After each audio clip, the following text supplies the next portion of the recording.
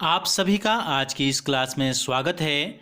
आज हम करेंगे प्रश्नावली 4.2 का पहले का पहला प्रश्न, जिसमें हम गुणनखंड विधि से द्विघात समीकरण के मूलों को ज्ञात करेंगे। प्रश्नावली 4.2 का जो पहला प्रश्न है, गुणनखंड विधि से निम्न द्विघात समीकरणों के मूल ज्ञात करने हैं। तो आपको नीचे कुछ द्विघात समीकरण दिए गए हैं, जिनमें से पहला द्विघात समीकरण हमने यहाँ पर लिखा है, क्या है, x की घात 2 ऋण 3x ऋण 10 बराबर 0। तो हमें क्या करना है, गुणनखंड विधि से इसके हमें मूल ज्ञात करने हैं। मूल का मतलब क्या है, ये जो द्विघात बहुपद है x में है, चर जो है x है, तो x का मान हमें निकालना है। तो देखो इसका तरीका क्या होता है, जो समीकरण हमें दिया गया है हम इसकी तुलना किससे करते हैं, ax² plus bx plus c बराबर 0 से करते हैं, जो कि हमने आपको बताया है क्या है, ये द्विघात समीकरण का मानक रूप है। तो देखो x² का गुणांक यहाँ a है, यहाँ x² के आगे क्या है, कुछ नहीं है, तो a बराबर 1 हो गया, x² बन जाए x²। देखो b की जगह पर कितना है, यहाँ ऋण 3 है, और c के स्थान पर कितना है, यहाँ ऋण 10 है। क्या किया जाता है, गुणनखंड विधि से द्विघात समीकरण को हल करने के लिए क्या करते हैं, देखो a और c को गुणा करते हैं, a का मान 1 है, c का मान ऋण 10 है, तो कितना आ गया, ऋण 10 आ गया। कितना आ गया, ऋण 10 आ गया। अब क्या करते हैं, इस ऋण 10 के गुणनखंड करते हैं, और ऐसे दो भाग हम करते हैं इसके कि जिनको जोड़ के या घटा के जो है ऋण 3 के बराबर आए। जोड़ के या घटा के किसके बराबर लाना है हमें, ऋण 3 के, या ऋण को अगर हम यहीं शामिल करें तो केवल 3 के बराबर लाना है, भी समझे। तो अब ये देखो 10 जो है, इसके चिन्हों को हम छोड़ देते हैं। 10 के गुणनखंड क्या क्या हो सकते हैं, देखो 1 गुणा 10 10 हो सकता है, अगर 2 से भाग दें 2 पंजे 10 हो सकता है, और 2 इसके उल्टे हो सकते हैं, 5 दूनी 10 और 10 एकम 10। इसके अलावा कोई गुणनखंड नहीं है इसके।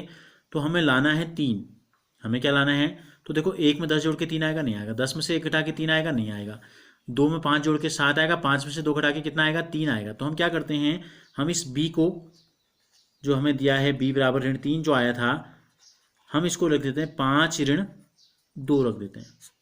क्या करते हैं, इसको 5 ऋण 2 करते हैं, इसको कर देते हैं 5 ऋण 2।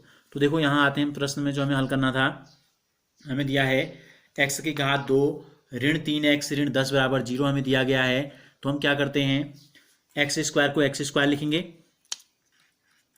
ऋण की जगह ऋण लगाएंगे, 3 के स्थान पर रख देना है 5 ऋण 2। 3 के स्थान पर क्या रख देना है, 5 ऋण 2 जो हमने निकाला था। तो 3 की जगह पर हमने रख दिया 5 ऋण 2, बाहर से x लगा दिया, ऋण के स्थान पर ऋण, 10 की जगह पर 10, बराबर की जगह बराबर, 0 की जगह पर 0। अब हमने क्या करते हैं, देखो गुणनखंड विधि से द्विघात समीकरण को हल करने के लिए क्या होता है, ये कहलाता है मध्य पद। क्या है, तो मध्य पद के 2 भाग हम करते हैं, ताकि कितने हो जाएंगे, 1 2 इसके हो गए 3 और 1 के 4, कुल 4 पद आ जाते हैं। तो ये हो जाए x की घात 2 ऋण 5 से गुणा करेंगे, ऋण 5, एक बाहर से x हो गया, ऋण गुणा ऋण धन, 1 हो गया 2x, ऋण 10 बराबर 0। कितने पद हो गए, अब देखो 1 2 3 4। हम क्या करते हैं, इन 2 को एक साथ लेते हैं, इन 2 को एक साथ लेते हैं। अब देखो x की घात 2 और 5x में क्या कॉमन है, अगर आप सीधे नहीं कर सकते तो हम इसको ऐसे भी लिख सकते हैं। देखो x² का मतलब है x गुणा x, 5x का मतलब है 5 गुणा x, धन की जगह पर धन, 2x का मतलब है 2 गुणा x, और 10 को हम 2 का पहाड़े में 10 आता है, 2 पंजे 10, 2 गुणा 5 लिख सकते हैं। अब देखो कॉमन लेना आसान हो गया। क्या है जो दोनों में है, ऋण के बाद एक x है, ऋण के पहले भी एक x है, पहले भी एक x है, बाद में भी एक x। तो x को हमने बाहर ले लिया, क्या बचा, यहाँ बच गया एक x, बीच में ऋण, और यहाँ बच गया 5। इसी प्रकार यहाँ बीच में धन है, धन ले लेंगे। यहाँ क्या है जो दोनों में है, देखो 2 ऋण के बाद भी है, ऋण के पहले भी है, तो 2 को कॉमन ले लिया, बच गया x ऋण 5 बराबर 0। अब देखो इस धन के बाद यहाँ तक और यहाँ तक 2 पदों में क्या है जो दोनों में कॉमन है, जो दोनों में कॉमन है वो है x ऋण 5। देखो x ऋण 5 धन से पहले भी है, x ऋण 5 धन के बाद भी है।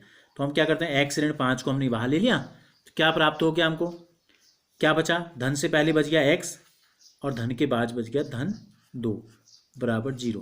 तो हमें के मूल ज्ञात करने हैं, हमें क्या ज्ञात करने हैं, हमें निकालने हैं मूल, यानी कि हमें x का मान निकालना है। तो देखो अभी इन 2 संख्याओं को गुणा करके 0 आ गया है, तो क्या होता है, 2 संख्याओं को गुणा करके 0 कब आता है, देखो a गुणा b है, माना अगर a पहली संख्या 0 है और दूसरी संख्या 0 नहीं है, तो क्या आएगा, 0 गुणा b 0 आ जाएगा। अगर पहली संख्या को 0 ने लेके a ले लें, दूसरी संख्या 0 है, तो क्या आएगा, 0 से गुणा करेंगे तो भी 0 आएगा। या दोनों संख्याएं भी क्या हो सकती हैं, a और b दोनों का मान भी 0 हो सकता है। तो 2 संख्याओं को गुणा करके 0 कब कब होता है, या तो पहली संख्या 0 है, तो हम यहाँ पर लिखते हैं यदि x ऋण 5 बराबर 0 लेते हैं, तो x बराबर आ जाता है ऋण 5 यहाँ जाएगा तो धन 5। और यदि x धन 2 बराबर 0 है तो x बराबर आ जाता है ऋण 2। तो इस प्रकार हमें द्विघात समीकरणों के मूल ज्ञात करने थे, तो हमको जो मूल प्राप्त हुए वो इस प्रकार हैं, x बराबर 5 और x बराबर ऋण 2। तो ये द्विघात समीकरण के मूल आ गए। अगर आपको ये सवाल समझ में आया और अच्छा लगा तो वीडियो को लाइक ज़रूर कीजिए और हमसे जुड़े रहने के लिए चैनल को सब्सक्राइब कर बेल आइकन को ज़रूर प्रेस कीजिए। और इसके बाद का अगला सवाल देखने के लिए पहले का दूसरा गुणनखंड विधि से द्विघात समीकरण को हल करना, तो जो लिंक आपको दिखाई दे रहा है इस पर क्लिक कीजिए।